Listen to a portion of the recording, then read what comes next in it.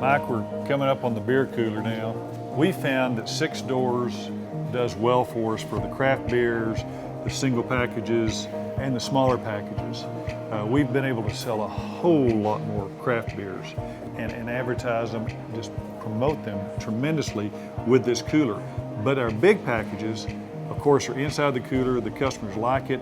It really helps out with when your Budweiser, your Coors, or Miller guy shows up, because they can merchandise that so quickly, and it keeps our people from having to do it. The labor is put on the beer distributors, and they can rotate it, they can look at it, they can order a lot more proficiently.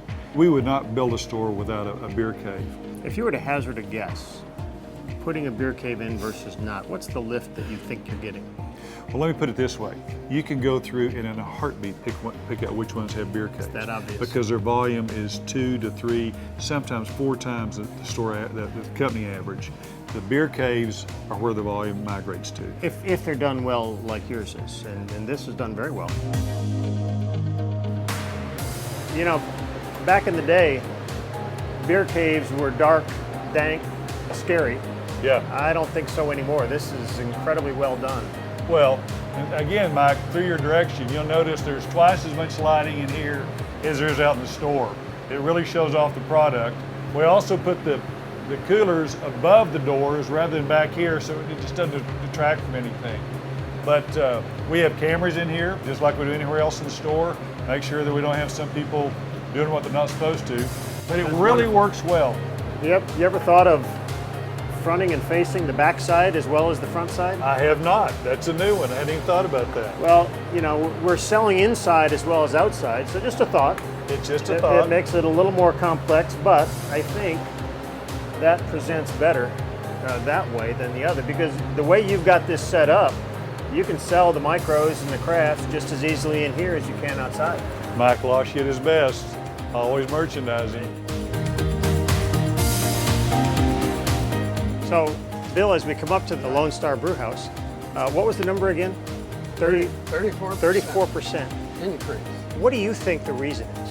I think the reason is visibility and merchandising. Okay, so we've got the great graphics, the Lone Star, the stone work around it. Right. But also the lighting is a key factor. You're the first guy to tell me you have to put more light on the inside than is on the outside. Well, it does work. Yes, And, it does.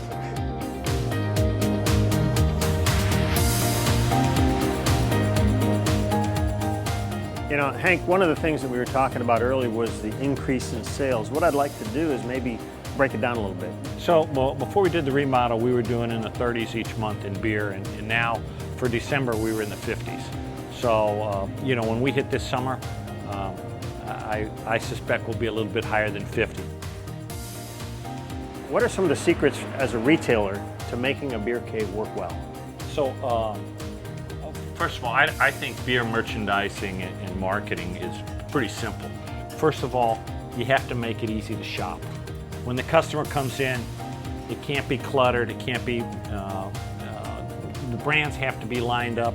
So it's important that it's uncluttered, and it's important you have them all together. In here, we've done a great job, I think, of taking the vendor advertisement and put it up around the side to make it feel like a beer cave. The last piece, and I don't want to, you need prices. They gotta know what the price is, okay? So we got the price, they come in, they got a heck of a selection, make it easy to buy, and they buy. If you put it together right, it works, and the sales are the proof, as you said before. Absolutely.